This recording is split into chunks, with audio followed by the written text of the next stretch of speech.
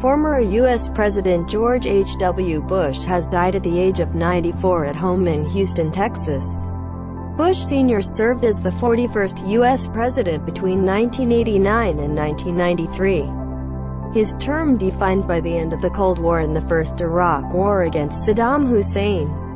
While his health had been failing in recent years, he still managed to make public appearances. The former president died at 22:10 local time on Friday, 4:10 Greenwich Mean Time, Saturday, a family spokesperson said. In April, he was admitted to hospital with a blood infection but had since been discharged. Bush was also being treated for a form of Parkinson's disease. He died 7 months after his wife, Barbara, Jeb, Neil, Marvin, Doro, and I are saddened to announce that after 94 remarkable years, our dear dad has died, his son George Bush Jr., who went on to serve as the 43rd U.S. president, said in a statement. He was a man of the highest character and the best dad a son or daughter could ask for. Tributes have poured in for the former Republican. Current U.S. President Donald Trump praised his essential authenticity, disarming wit, and unwavering commitment to faith, family and country. The U.S. flag has been lowered to half-mast at the White House. Who was George H.W. Bush? Bush Sr.'s single presidential term in office was dominated by foreign policy, the collapse of communism in Eastern Europe and Iraqi leader Saddam Hussein's invasion of Kuwait in 1990. He was instrumental in building the international military coalition that forced Iraq's Saddam Hussein out of Kuwait. Bush became president after serving 2 terms as Vice President Ronald Reagan. But he suffered the ignominy of becoming a single-term president, defeated by Bill Clinton in the 1992 election amid a weakening economy. His famous 1988 campaign promise, "Read my lips, no new taxes," came back to haunt him when he felt compelled to reverse policy. Bush entered politics in 1964 after starting a Texan oil business and becoming a millionaire by the age of 40.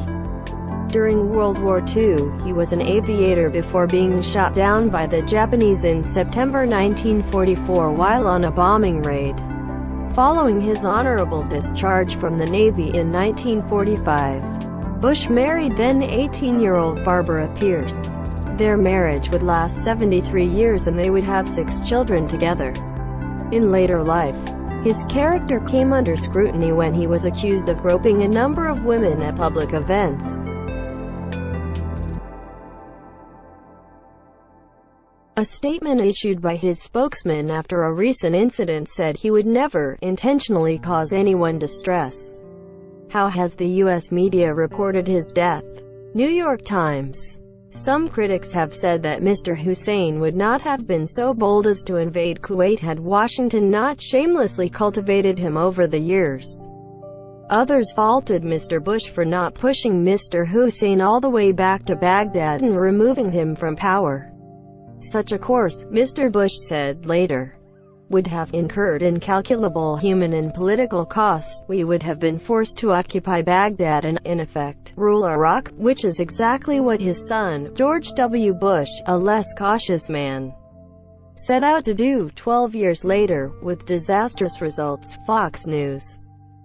Although occasionally criticized for his lack of eloquence, such as referring to a focus on the larger picture as the vision thing, Bush's comments also could be endearingly frank. Referring to his dislike for a particular vegetable, he once said, "I do not like broccoli. And I haven't liked it since I was a little kid and my mother made me eat it. And I'm President of the United States and I'm not going to eat any more broccoli." Who has been paying tribute? Theresa May said that, in navigating a peaceful end to the Cold War, he made the world a safer place for generations to come. Today Britain remembers a great statesman and a true friend of our country. We send our deepest condolences to the American people and to the family he leaves behind, the Prime Minister said. Former UK PM John Major issued a statement saying he was privileged to have worked with George H.W. Bush. Bill Clinton said he and Hillary gave thanks for his great long life of service, love and friendship. I am grateful for every minute I spent with him and will always hold our friendship as one of my life's greatest gifts," he tweeted. Celebrities have also been messaging their reflections. When will the funeral take place? Funeral arrangements have yet to be announced, but family spokesman Jim McGrath said they would be made public as soon as is practical.